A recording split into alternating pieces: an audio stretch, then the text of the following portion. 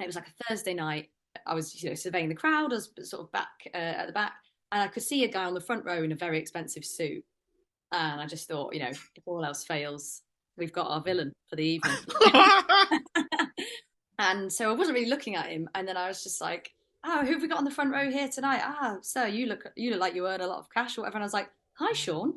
And it was a guy I had not realised that I sort of knew from university.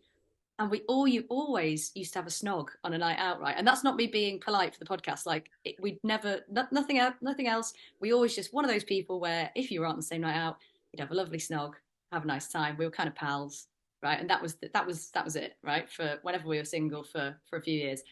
Anyway, it turns out he's on a second date, right? So I don't know if this is the right thing to do or not. I lean in and I insinuate that we had this extremely sexual relationship.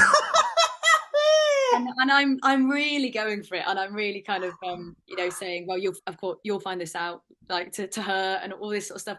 And she's kind of on board at the start because I'm sort of really hamming it up, and he's taking it in like really good, faith and all this. And it's only possible because there wasn't anything serious. It's only possible because we did only have, a snog or whatever.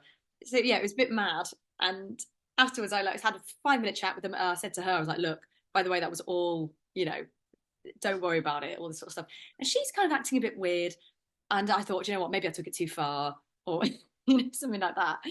And before I tell you the final part of the story, she is absolutely fine in the end. It was absolutely, it was just this night.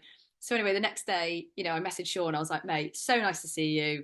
Hope the date went well. All this stuff. He was like, she got so drunk at the bar after the gig that I had to call an ambulance, and we spent the whole night in hospital because she had to get her stomach pumped.